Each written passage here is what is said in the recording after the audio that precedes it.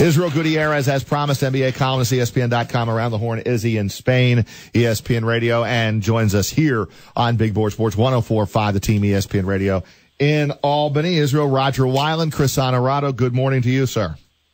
Guys, how are you? Doing well. I guess let's start with this Golden State. They sweep. My question to you is, if the Spurs don't lose Kawhi Leonard, do we still have a series here? And what would we be at? 2-2, perhaps?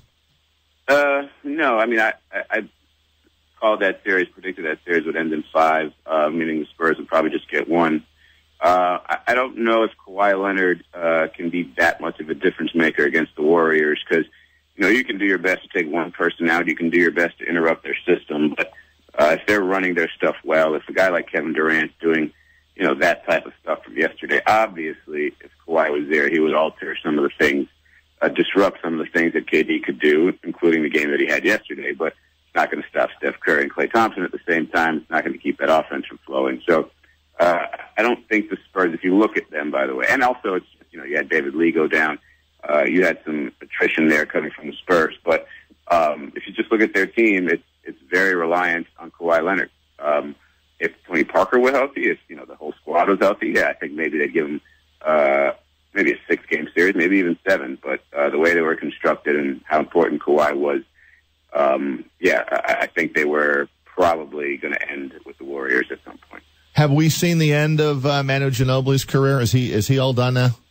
You know, I was asking that earlier this year, and while I was in San Antonio, nobody really gave any indication that they knew that he would call it this year. They all said, well, you know, he signed what he signed. You know, he could come back next year.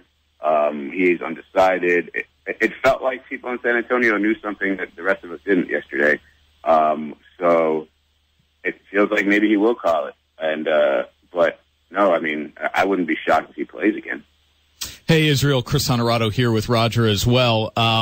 Kevin Durant's comments to Mark Spears of The Undefeated yesterday, you know, that he made the right decision. He's happy with where he is and doesn't see himself going anywhere else. I know it rubbed some people the wrong way, the people who hated that he made the decision in the first place. But is Durant to blame for the lack of competition we've seen in this postseason?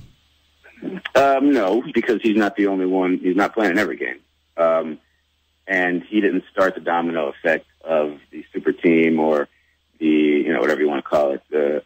And I do think that there was a question mark about the Warriors coming in, obviously, because of his injury, and he was just returning. But, I mean, I think we all knew that this was going to be this type of team the Warriors were. I don't know if we all knew they would be, you know, as healthy as they are at this point, and the other teams are sort of falling in. But if you remember last year, obviously nobody wanted to give the Warriors or cut the Warriors any slack for not being healthy. You know, they wanted to sort of say, hey, Steph's on the floor, he should be playing just fine. Well, he wasn't right. And the way that team was, it was just kind of slowly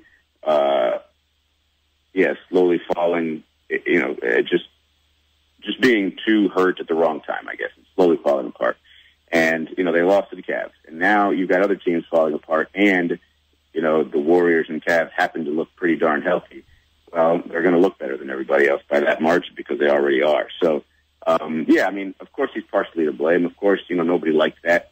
But the same people that are complaining about his comments are the ones that are complaining about the whole act, and they didn't want to see it happen. But I do think that, you know, in large part because of the new CBA, but also because of this sort of lack of competition and, frankly, how much less it feels like KD has to do, Steph has to do, Klay has to do. It feels like they're not as fun when they're not as desperate.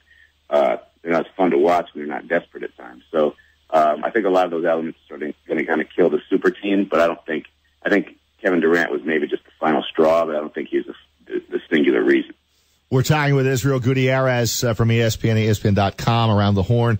Izzy in Spain, he's everywhere, and we're talking NBA basketball. A lot of Boston fans up here. How shocked were you with the results from Sunday? And then what do you expect tonight in Game 4 in Cleveland? I was pretty shocked. You know, everybody was shocked with LeBron James' performance. I was more shocked. I was equally as shocked with the Celtics' performance. Not just because they were hitting all those shots, but I mean, if you want, you know, people talk about, oh, look, it's proof that Isaiah Thomas doesn't defend defend and that team defends better, they defended horribly, and they won anyway. And because, a guy like Marcus Smart got hot, and, the guys around him were hitting shots. I don't, it's an outlier. I don't think there's anything, you can find any sort of consistency there. I don't think LeBron's going to be terrible for a second straight game. And, frankly, one shot falls and they win that game, and we're not even really discussing LeBron James in that respect. But, I think Cleveland will end this in a couple more games. Israel, if you're in the camp that, obviously as a guy who covers the NBA, I would imagine you are.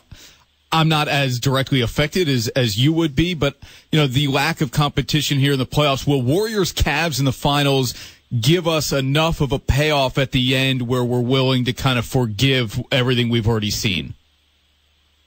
I don't think so, and not because I don't think that they're going to give us a great series. I just don't think it'll even be enough.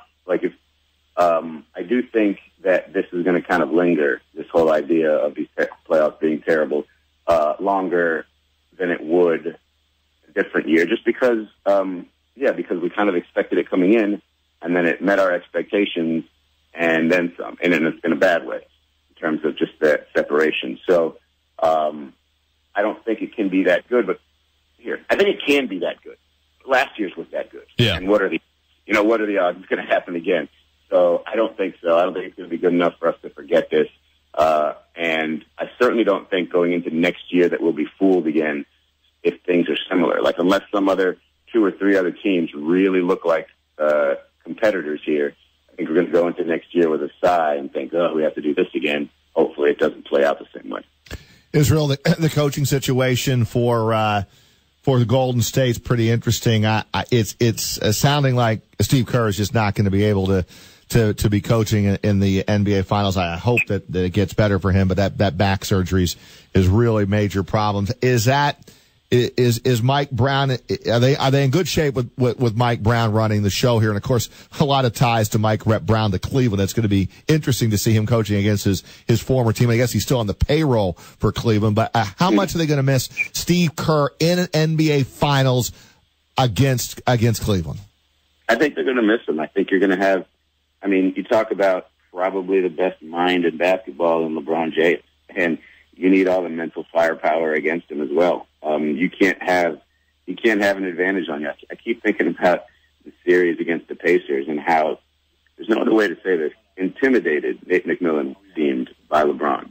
Nate McMillan, the opposing coach, seemed intimidated by LeBron's presence. And I think, not to say that that's going to be the same with Mike Brown. He's got a better team at his side.